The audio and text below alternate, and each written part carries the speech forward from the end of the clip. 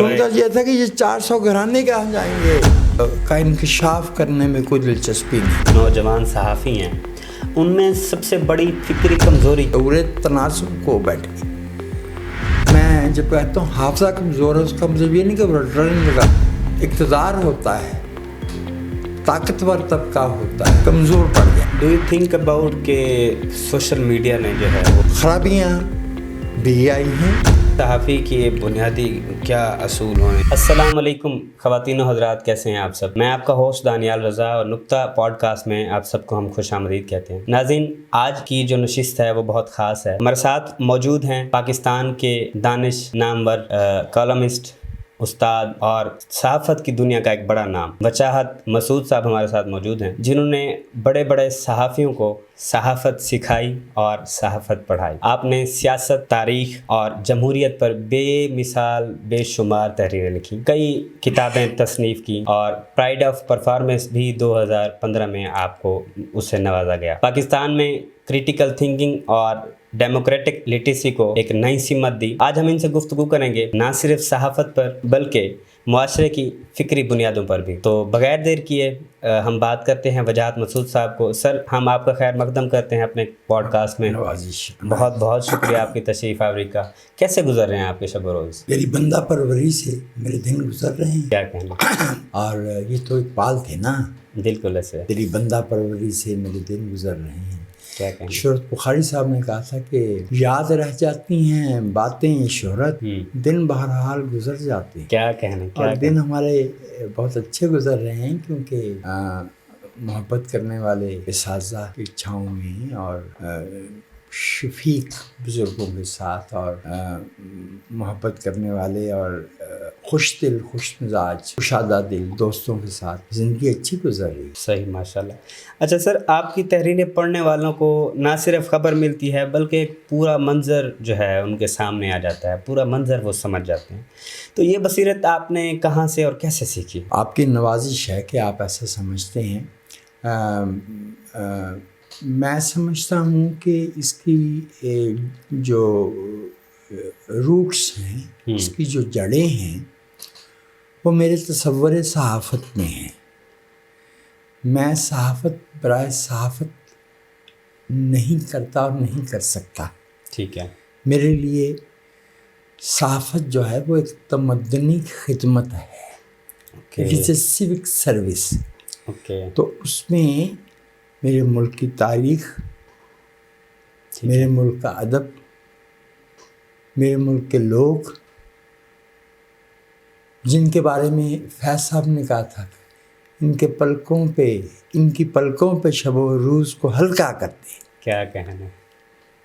तो उनके दुख, उनकी खुशियाँ, उनको अगर मैं मिला के नहीं चलता तो मुझे कोई ख़बर ब्रेक करने में या ख़बर का इंकशाफ करने में कोई दिलचस्पी नहीं है। मैं समझता हूँ कि मैं जिस स्कूल से, जिस मकतब फ़िक्र से सहाफ़त के ताल्लुक़ रखता हूँ, मुझे तो तारीख़ के दरिया का बड़ा धारा देखना है। सो हफ्ता, 2 हफ्ते, चंद महीने, चंद बरस matters not with me. I've lived my life with my people and I've seen quite a few things। और मैं चाहता हूँ कि उस तनाजुर में बात जो है वो बयान की जाए तो फिर उसमें मानी पैदा होता है। क्या कहना। बिल्कुल ऐसे। अच्छा, आज के जो सहाफ़त हैं और आज के जो नौजवान सहाफ़ी हैं, उनमें सबसे बड़ी फ़िक्री कमज़ोरी क्या है? क्योंकि आप बहुत पुराने बंदे हैं और आपके तकरीबन जर्नलिज़्म का करियर है उसको भी कोई 36 से 35 हमारी डबल उम्र के समझ लें हो गए हैं। तो आप बहुत वसी और रीज़ जो है तजर्बा रखते हैं। तो हमारे जो नौजवान सहाफ़ी हैं उनमें फ़िक्री कमज़ोरी आपको क्या नज़र आती है आजकल? देखिए, एक तो ये कि आपने मुझे मुश्किल में डाल दिया। मैं ख़ुद को इस काबिल नहीं समझता कि दूसरों की कमज़ोरियाँ बयान कर सकूं। ये तो आपका बड़ा पाना सर। दानियाल भाई, मैं समझता हूँ कि अगर आज के नौजवान में कोई कमज़ोरी या ख़ामी या कमी रह गई है तो उसके लिए मेरी नस्ल ज़िम्मेदार है।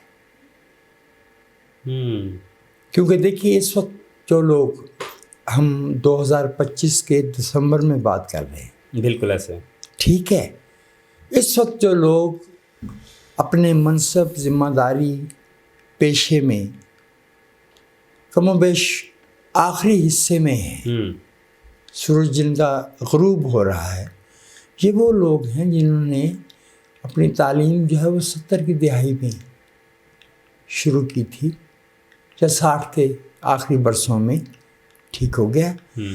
تو یہ ہمارا کام تھا. یہ جو بچے آج 25 برس کے ہیں، 30 برس کے ہیں، 35 برس کے ہیں، یہ ہمارے بچے ہیں. بالکل ایسے انہیں سکھانا یا انہیں سمت دینا، انہیں ڈائریکشن دینا، it was our duty. And let me acknowledge, میں کسی پہ ذاتی حملہ نہیں کر رہا، لیکن ہم نے پاکستان میں انسانیت کے اعلیٰ ترین بہترین نمونے دیکھ رکھے ہیں. جو میری نسل ہے، جو لوگ 60 سے 70 کے درمیان پیدا ہوئے، میں سمجھتا ہوں کہ وہ پاکستان کی سب سے کمزور نسل تھی. تو اس کے نتیجے میں جو ہم نے پروڈیوس کرنا تھا وہ یہی ہونا تھا جو ہو رہا ہے. ایک تو ہم نے اس ملک میں الٹریسی، ناخواندگی، دنیا کا واحد ملک کہ 1951 سے 2025 تک آتے آتے ایبسلیوٹ الٹریٹ لوگوں کی، شہریوں کی تعداد 3 کروڑ سے بڑھ کے 10 کروڑ ہو گئی. یہ دنیا میں کہیں نہیں ہوا. صحیح، تو ایک بڑی حیران کن بات ہے. لوگ اور دوسری کنٹریز تو شعور کی طرف جا رہے ہیں دن بدن. سر 1960 سے onward every 4 year global literacy میں 5% اضافہ ہوا، دیکھیں نا، ٹھیک ہے. اور ہم 1951 کے سینسس میں، اس کو تو یہ مغربی پاکستان تھا نا، تو 3 کروڑ 37 لاکھ کی آبادی میں 11% کی لٹریسی تھی. الٹریٹ شہری جو 3 کروڑ تھے. آج 25 کروڑ سے زیادہ کی آبادی میں لیٹسٹ فگرز جو ہے وہ 25 کروڑ سے زیادہ کی ہے. 60% کا لٹریسی ریٹ آفیشل. تو اس کا مطلب ہے 10 کروڑ بالغ ناخواندہ، جن کے پیچھے 2 کروڑ 80 لاکھ وہ بچے جو اسکول جانے کی عمر کے ہیں وہ آ رہے ہیں، اور وہ انہوں نے اسکول کا منہ نہیں دیکھا. ہم ان سے توقع کریں کہ ان کے پاس تاریخی شعور ہوگا، ان کے پاس سیاسی شعور ہوگا، ان کے پاس تمدنی ذمہ داری، جسے ہم شہری ذمہ داری کہتے ہیں، سڑک پہ کیسے چلتے ہیں، ورک پلیس پہ کیسے کام کرتے ہیں، ہماری کیا ذمہ داری ہوتی ہے معاشرے میں، ناانصافی کے خلاف کیسے بولتے ہیں، پاور کو، اقتدار کو سے کیسے مخاطب ہوا جاتا ہے، کہ جو لوگوں کی تکلیفیں ہیں، جو دکھ ہیں، انہیں کیسے سمجھا جاتا ہے اور کیسے بیان کیا جاتا ہے. بالکل ایسے. یہ جو ہم نے، میں سمجھتا ہوں کہ یہ کمزوری ہے ہمارے نوجوان نسل میں، لیکن یہ کمزوری ہماری نسل سے آئی ہے. ہم تھے وہ جنہیں جغرافیہ کے مضمون سے محروم کیا گیا. ہم شعور تناسب کو بیٹھے، کوئی چیز کتنی بڑی ہے اور کتنی چھوٹی ہے، کتنے فاصلے پہ ہے، کس سمت میں ہے. اوکے، مطلب اعداد و شمار کیا ہیں، ٹھیک ہے، کرونالوجی کیا ہے. دانیال رضا، تاریخ کی تفہیم میں، انڈرسٹینڈنگ میں 1 دن کا یا 2 دن کا فرق پڑ جائے، ایک واقعہ جو پہلے ہوا ہے وہ بعد میں بیان کر رہے ہوں، جو بعد میں وہ پہلے بیان کر رہے ہوں، تو علت و معلول کا رشتہ مفلوج ہو جاتا ہے. کاز اینڈ ایفیکٹ جو ہے وہ بدل جاتے ہیں. بالکل ایسے. ٹھیک ہے. تو ہے، میں سمجھتا ہوں کرٹیکل تھنکنگ کی بہت کمی ہے ہمارے نوجوانوں میں. آج کی دنیا میں وہ سوائے ان خوش نصیبوں کے جو ایسے چند ایک آدھ فیصد سے بھی کم ہیں. ایسے تعلیمی اداروں میں انہوں نے تعلیم پائی ہے کہ وہ اپنے ہم عمر بچوں کے ساتھ دنیا میں مقابلہ کر سکیں. باقی تو ہم نے اس قوم کے بچوں کے ساتھ ظلم کیا ہے. What we have done to this before we judge this young generation, یہ 25 سال کے 26 سال کے 24 برس کے نوجوانوں کو ہم اس سے پہلے کہ جج کریں ہمیں اپنے آپ کو پٹارے میں کھڑا کرنا چاہیے. یہ ہمارا ڈائریکشن آف ڈیوٹی ہے. ہم نے غفلت کی ہے اپنے فرض سے اور اپنی ذمہ داری سے. مجھے اس پہ کوئی اچنبھا نہیں ہے کہ برداشت کی کمی ہے، کہ معلومات کی کمی ہے، کہ کرٹیکل تھنکنگ تجزیہ کرنے کی صلاحیت کمزور ہے. تو بھائی وہ ہمیں دینا تھی. ہم نے تو ان کو اتنا ڈرا کے رکھا کہ آدھے سے زیادہ ہمارے بچے سٹٹر کرتے ہیں، تتلاتے ہیں، بات کہتے ہوئے گھبراتے ہیں. جیسے آپ نے بات بتائی نا کہ آپ مطالعہ پاکستان اور تاریخ ہی ایسی پڑھی، تو جو ان کو اس طرح سے چیزیں پڑھائی گئیں، ٹھیک ہے، اس میں کچھ رد و بدل اور ڈفرینٹ جو چیزیں ہوئی ہیں، تو آپ جیسے کہہ رہے ہیں کہ تو پھر بچے ایسے ہی ہونے ہیں، نوجوان جنگ ایسے ہی ہوں گے نا. ان کا اٹینشن اسپین کم ہے، ان کا حافظہ کمزور ہے. میں جب کہتا ہوں حافظہ کمزور ہے اس کا مطلب یہ نہیں کہ وہ رٹا نہیں لگا سکتے. رٹا وہ بہت اچھا لگاتے ہیں. جسے ہم حافظہ کہتے ہیں، وہ ایک صاحب تھے چیکوسلوواکیہ کے، ملان کنڈیرا. انہوں نے کہا تھا کہ یہ جو اقتدار ہوتا ہے، طاقتور طبقہ ہوتا ہے، یہ چاہتا ہے کہ ہماری یادداشت کمزور پڑ جائے، ہم فراموش کر دیں، ہم یاد نہ رکھیں کہ 10 سال پہلے کیا ہوا تھا، 15 سال پہلے کیا ہوا تھا، تاکہ ہمیں دوبارہ اسی طرح سے گمراہ کیا جا سکے. وہ جس طرف آپ اشارہ کریں کہ وہ منظر نہیں بیان کرتا. میں نے وہ تقویم دکھوں کی جو ہے میں اس کو نہیں بھول سکتا. آپ سامنے کی بات کرنا ہے تو 2005 کا زلزلہ، بالکل 2010 کا 2022 کا سیلاب ابھی ہمارے ملک میں جو ہوا ہے. اچھا، لیکن یہ قدرتی آفات ہیں، انہیں beyond a certain point control نہیں کیا جا سکتا.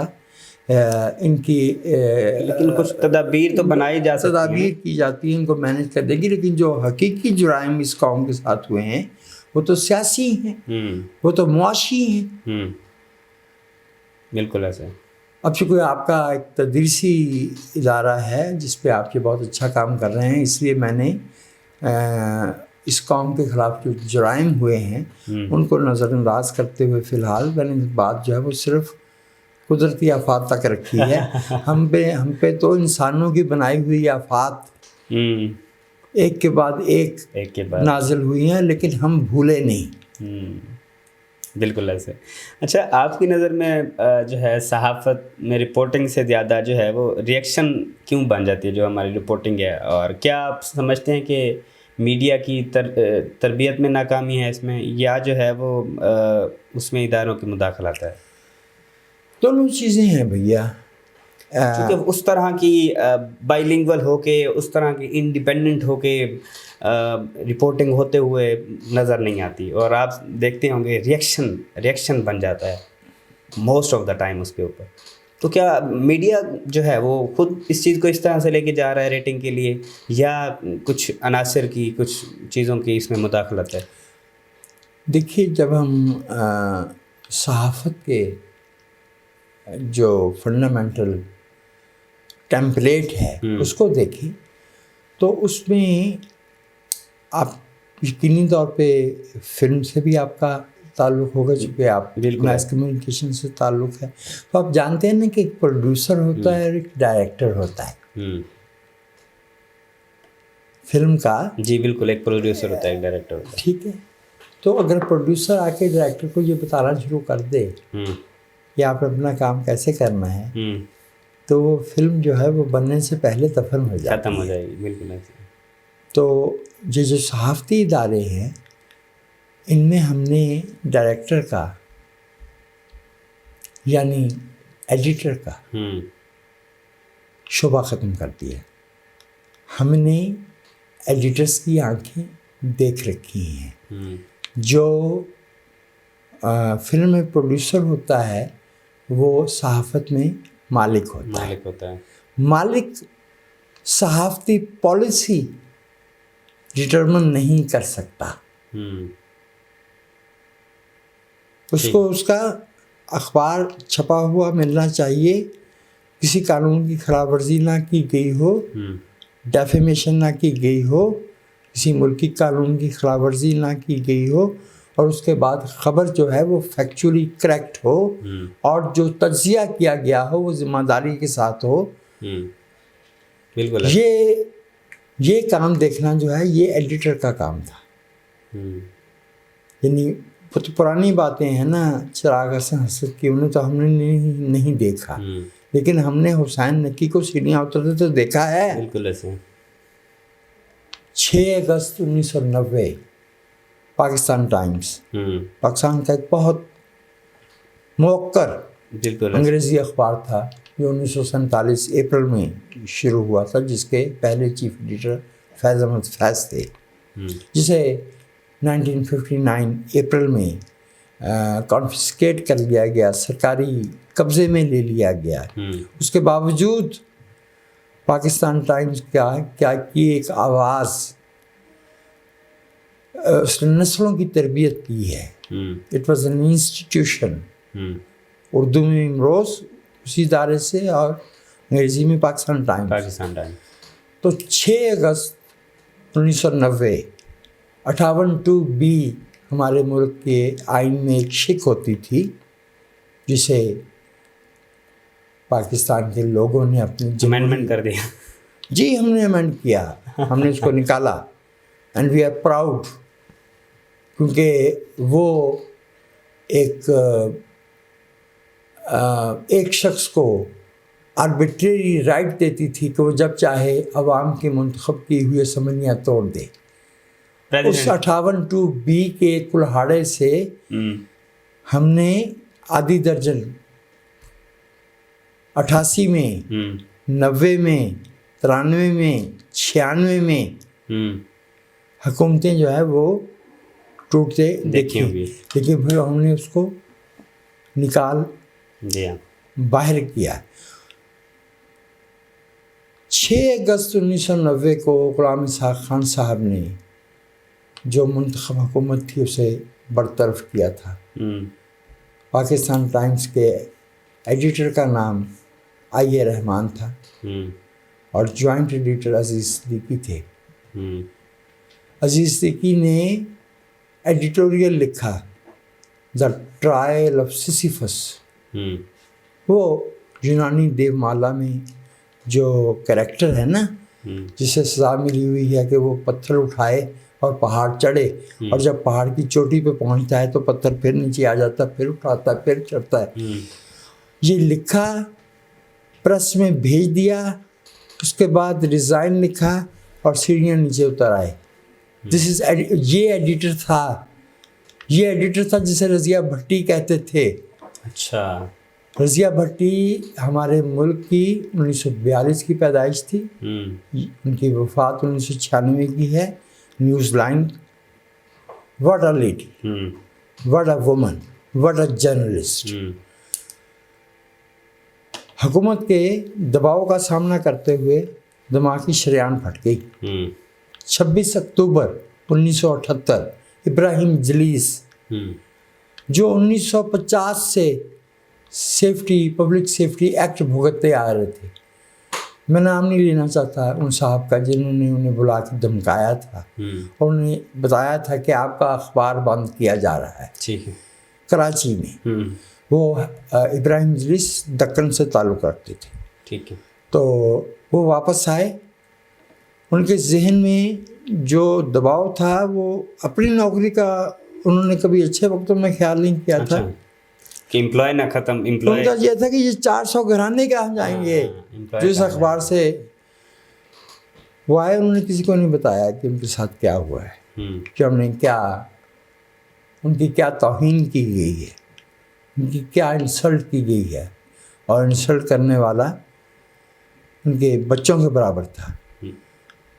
وہ کھانا کھانے کے لیے بیٹھے, ٹیبل پہ ہی گرے, ہارٹ اٹیک ہوا.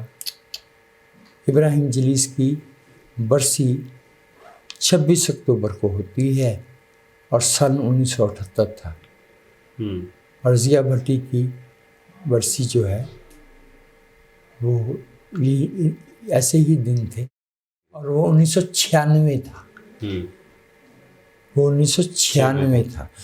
تو ہمارے پاس بہت اچھی مثالیں موجود رہی ہیں, لیکن میں یہ آپ سے عرض کر دوں کہ آج کے صحافی کو بلا وجہ بڑا نوجوانوں کو کہنے کی ضرورت اس لیے نہیں ہے کہ مخبر, کولیبوریٹر اور نکمے اور بلیک میلر صحافی, آپ مجھ سے کہیں میں 50 کی دہائی میں گنوا دیتا ہوں, 60 کی دہائی میں, ہر دور میں رہے ہیں, ہر دور میں رہے ہیں. یہ تو 2 دھارے ہیں, یہ زندگی کے ہر شعبے میں ہوتے ہیں. صحافت میں نہ تو سب فرشتے ہیں اور نہ سب جو ہے وہ بلیک میلر ہیں, لیکن میں یہ عرض کر دوں کہ اچھے صحافیوں کی شرح ہمیشہ کم رہتی ہے, 5-6% بس اتنے ہی ہوتے ہیں, اور وہ بھی بڑی مشکل میں رہتے ہیں. جی تھاؤزنڈز آف اسٹوڈنٹس جو ہے وہ پڑھے ہیں آپ سے, 1988-87 سے آپ پڑھا رہے ہیں, 83 سے پڑھا رہے ہیں. تو وہاں سے یہاں تک آپ نے جتنے اسٹوڈنٹس کو جرنلسٹ بنتے ہوئے دیکھا اور جتنے اسٹوڈنٹس جو ہے وہ آپ سے کامیاب ہوئے, آپ سمجھتے ہیں کہ جو جرنلزم آپ نے ان کو پڑھائی تھی یا سکھائی تھی, کیا وہ جو ہے وہی نیوز روم میں آج بھی زندہ ہے, یا وہ جو ہے مارکیٹ کے اصولوں کو یا مارکیٹ کے اصولوں نے اسے اوور رائڈ کر دیا ہے؟ احمد مشتاق کا ایک شعر سنیے, مطمئن تو خیر کیا ہوں گے, مطمئن تو خیر کیا ہوں گے مگر نادم نہیں, دل میں جب تک آگ تھی ہم روشنی کرتے رہے. کیا کہنے.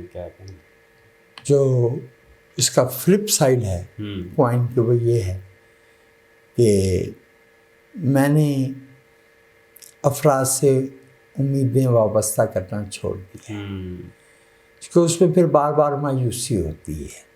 اور دوسری بات یہ ہے کہ یہ ہر شخص کے اپنے ضمیر کا فیصلہ ہے کہ وہ کب کیا راستہ اختیار کرتا ہے. میری امید جو ہے وہ اس ملک کے میری رائے میں اس ملک کی اکثریت جو ہے وہ دیانتدار ہے, وہ محنت کش ہیں, وہ ان میں انیشیٹو ہے, اور they are beautiful people. I love the people of my country.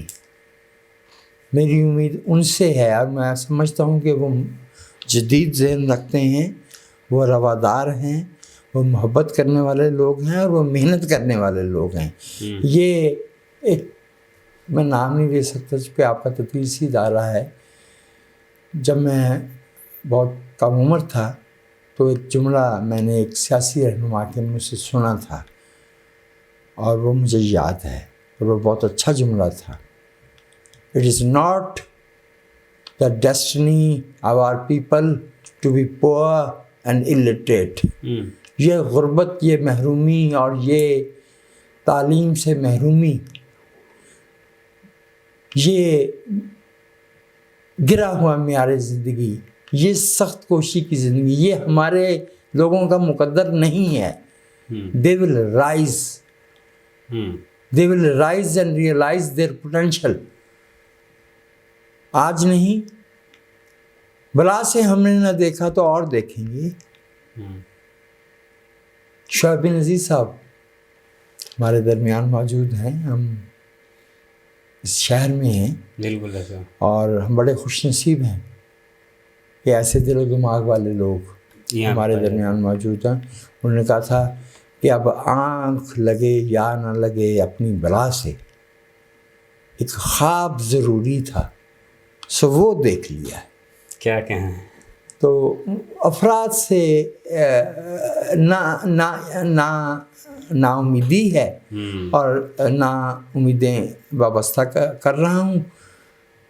وہ تو بھائی توفیق کی بات ہے, آپ کسی کو مجبور تو نہیں کر سکتے نا. انسان جو رائے اور جو راستہ اختیار کرتا ہے سیاسی طور پہ، اجتماعی طور پہ، معاشرتی طور پہ، یہ اس کی توفیق ہے. وہ چھاؤں دینے والا پھلدار درخت بننا چاہتا ہے یا کانٹوں بھرا ببول بننا چاہتا ہے.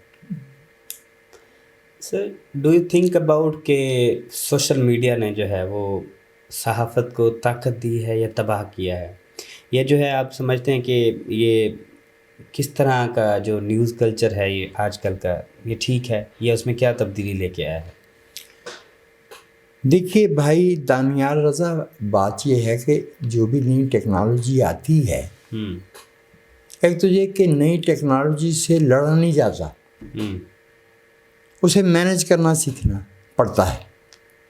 چونکہ ہر جو ٹیکنالوجی جو آ گئی ہے نا، وہ کسی افادیت کی بنیاد پہ آئی ہے. اسے ریجیکٹ کر کے، مسترد کر کے ہم خود کو ویک تو کر سکتے ہیں، ہم اپنے عہد کے ساتھ جڑ نہیں سکتے.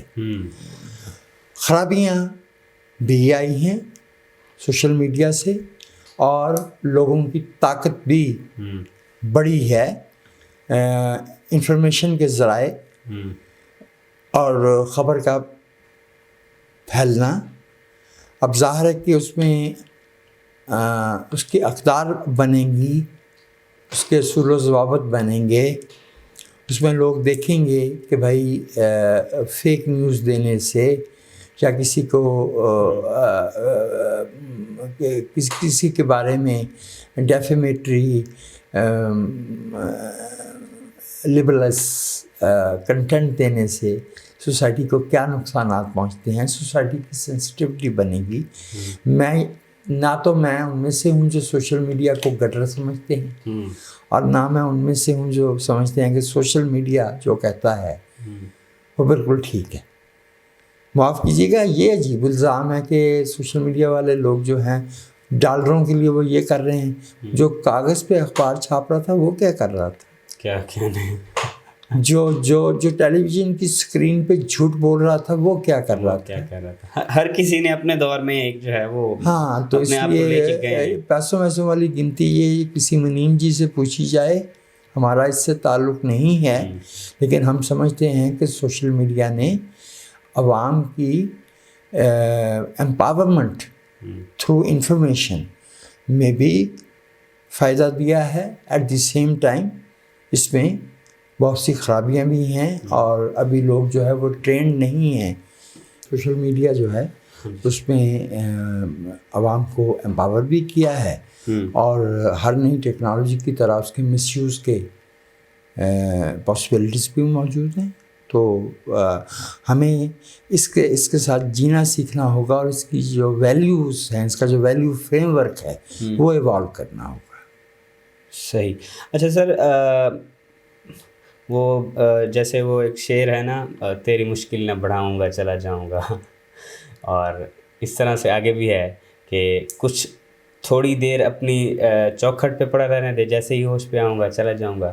تو آپ کے اخبار نے، چونکہ آپ جنگ میں بھی کام کرتے ہیں، اب ٹیلی ویژن آیا، پھر سوشل میڈیا آیا، 3-4 اسٹیپ آئے، تو آپ سمجھتے ہیں کہ اخبار کے اب وہی حالات آ چکے ہیں کہ وہ ایسے کہتا ہوگا سوشل میڈیا اور ٹی وی چینل کو کہ تیری مشکل نہ بڑھاؤں گا چلا جاؤں گا، یا لگتا ہے کہ یہ دیر پا چلے گا؟ نہیں، کتاب اخبار کے آنے سے ختم تو نہیں ہوئی، اور جو شیلف ویلیو لکھے ہوئے لفظ کی ہوتی ہے وہ اپنی جگہ پہ موجود ہے.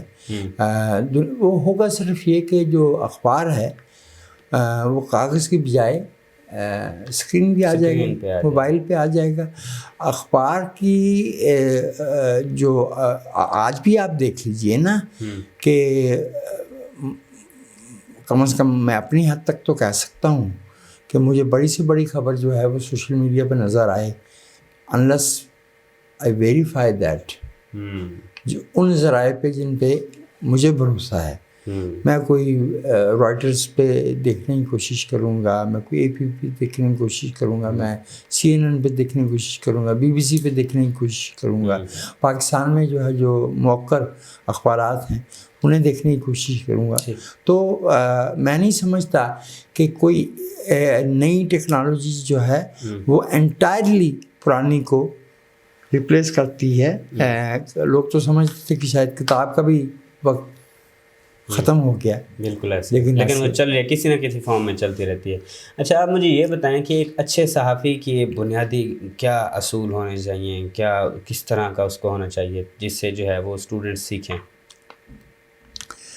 دیکھیے یہ تو آپ سوال ایسا ہے نا جو آپ کو اساتذہ سے, صحافت کے اساتذہ سے پوچھنا چاہیے. میں تو طالب علم آدمی ہوں, لیکن میں یہ عرض یہ دیتا ہوں کہ اس کو اپنے میڈیم جو وہ اسکرین پہ ہے یا وہ اخبار میں لکھ رہا ہے یا وہ سوشل میڈیا استعمال کر رہا ہے, اس کی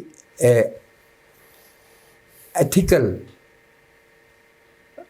فریم ورک کا علم ہونا چاہیے. اس کی کمٹمنٹ جو ہے وہ دو طرح سے ہے. لوگوں کی کیا صورتحال ہے اس سے گورنمنٹ کو آگاہ کرنا, ٹھیک ہے, اور گورنمنٹ کی کیا پالیسی ہے اس سے لوگوں کو آگاہ کرنا ہے. ٹھیک ہے, اس میں دیکھیے خبر ہوتی ہی وہ ہے جسے کوئی نہ کوئی روکنا چاہتا ہے. بالکل ایسے, ٹھیک ہے نا, تو اس میں دقتیں پیش آتی ہیں. جس کو کوئی نہیں روکے گا وہ خبر کیا ہوگی نا, خبر ہی کیا ہوگی, سمجھ گئے, ٹھیک ہے نا. تو اس میں دقتیں ہوتی ہیں. اس میں ہمارے پاس ان گنت مثالیں ایسی موجود ہیں. ہمارے جو دنیا بھر میں صحافی کانفلکٹ زون میں کام کر رہے ہوتے ہیں, جو اتھارٹیرین رجیمز میں کام کر رہے ہوتے ہیں, جو ٹوٹلیٹیرین گورنمنٹس کے اندر کام کر رہے ہوتے ہیں, جو بے چہرہ حکومتوں میں کام کر رہے ہوتے ہیں. They are the salt of the earth, وہ تو زمین کا نمک ہے. بالکل ٹھیک ہے نا. تو وہ میرے خیال میں پڑھنے والا خود سے, پڑھنے والا جو ہے وہ لکھنے والے سے اور بولنے والے سے زیادہ ذہین ہوتا ہے. وہ جانتا ہے اور اس کو پہچان لیتا ہے کہ کس کی. اور دوسری بات یہ ہے کہ صحافی تو ہر روز کٹہرے میں ہوتا ہے کہ اس کی خبر جو ہے وہ صحیح ثابت ہوئی یا نہیں. اس کا تجزیہ کار کے لیے ذرا تھوڑا لمبا امتحان ہوتا ہے. میں اپنا اسٹائل ہے, میں نے 5 برس کا کٹ آؤٹ لائن رکھی ہوئی ہے. اچھا, مثلا فرض کیا کہ میں نے 90 میں صحافت شروع کی, تو میں نے 90 میں جو لکھا تھا کہ 95 میں وہ کتنا انڈیکیٹ ہوا اور کتنا غلط ہوا. میں نے 95 میں جو کہا تھا وہ 2000 میں, 2000 والا 2005 میں, 5 والا 10 میں, 10 والا 15 میں. تو اس میں بہت سے چہرے بے نقاب بھی ہوتے ہیں. بالکل ہوتے ہوں گے, اس میں کوئی شک نہیں ہے. تو ان کو ان کے حال پہ چھوڑ دینا چاہیے. بالکل ایسے, لیکن یہ کہ پرکھ تو یہی ہے.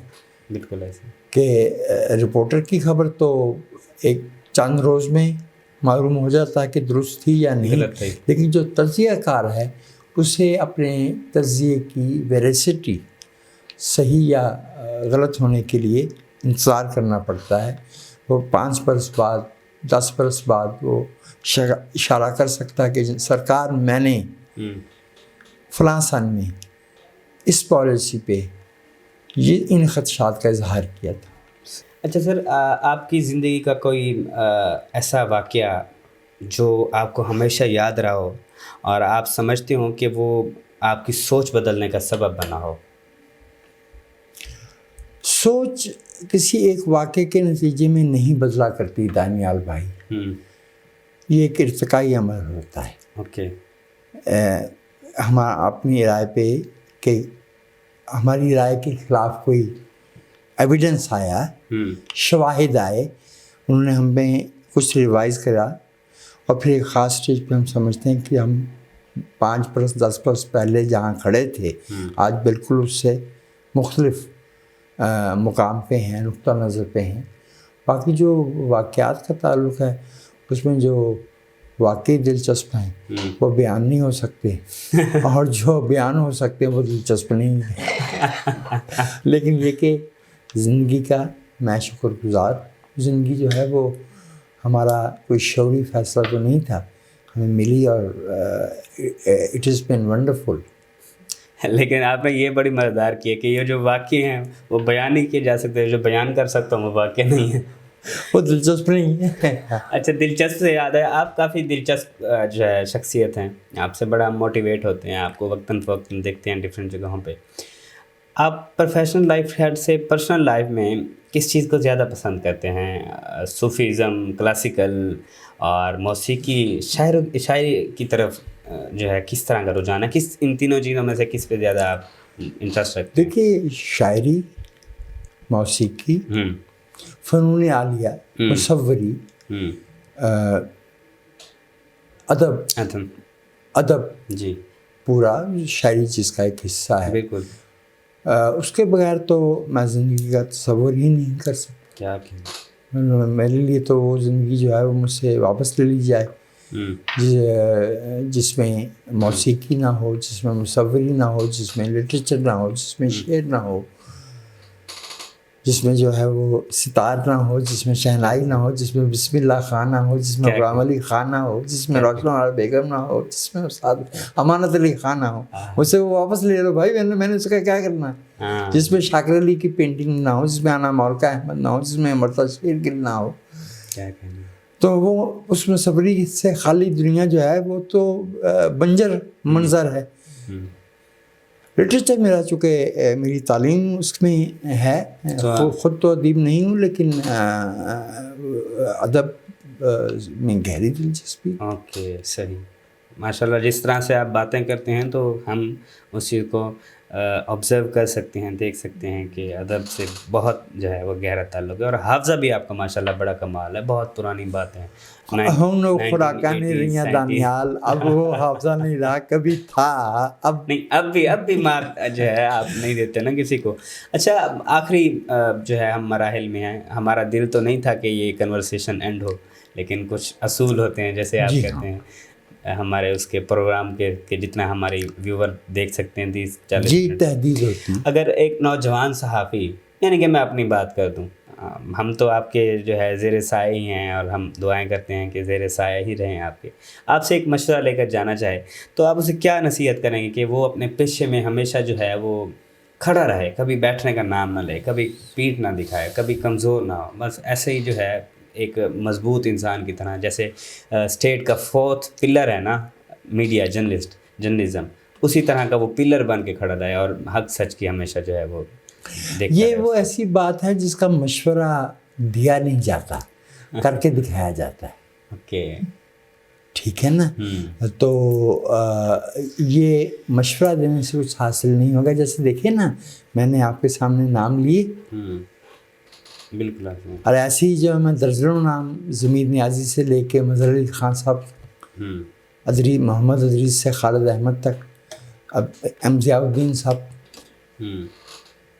4 برس ہوئے ہیں ہم نے ان کی آنکھیں دیکھی ہیں، احمد علی خان صاحب۔ ابھی ہمارے بیچ میں ہم خوش نصیب ہیں کہ ایبٹ آباد میں قیام پذیر ہیں علی احمد خان صاحب، ان کی بہت خوبصورت کتاب ہے جیون ایک کہانی۔ اچھا، جیون ایک کہانی، اور وہ بنگلہ دیش میں بھی رہے، اور BBC پہ بہت کمال کا کام کیا ہے۔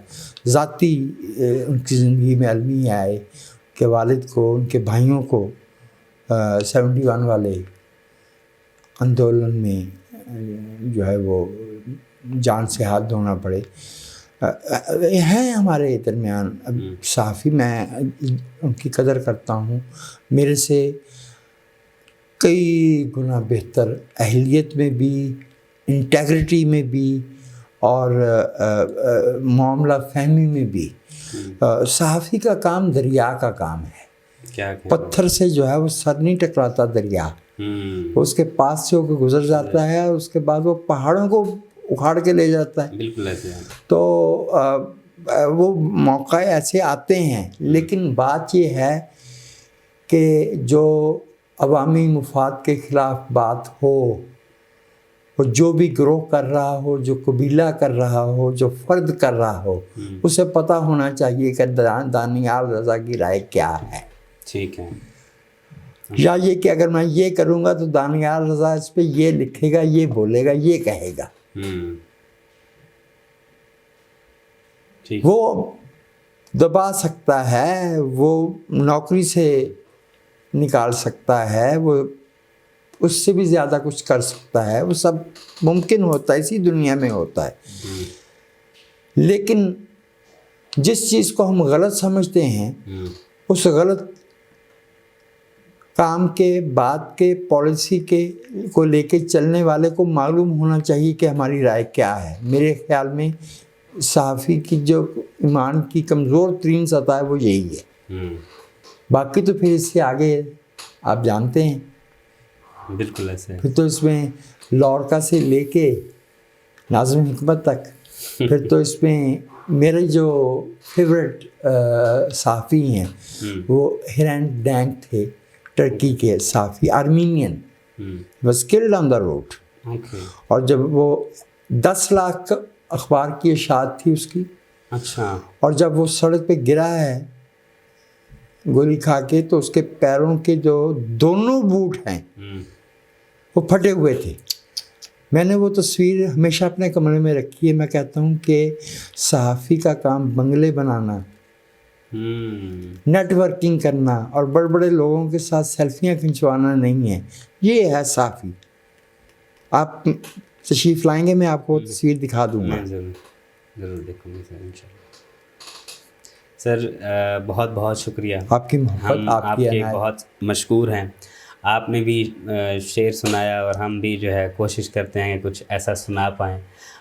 وہ کہتے ہیں کہ عمرے دراز مانگ کے لائے تھے 4 دن، 2 آرزو میں کٹ گئے 2 انتظار میں. تو ہمیں جو ہے آپ کا بہت انتظار تھا کہ آپ ہمارے پروگرام میں ضرور تشریف لائیں گے. اور آج جو ہے اس کا ثمر ہمیں ملا کہ آپ تشریف لائے. تو ہماری جو ہے وہ جو ایک چاہ تھی نا، جو ہماری آرزو تھی، وہ جو ہے فل پراپر نہیں لیکن کچھ گزارا ہو گیا. ہم پھر بھی امید کریں گے کہ آپ ہمارے پاس ضرور آئیں گے. Thank you so much once again sir.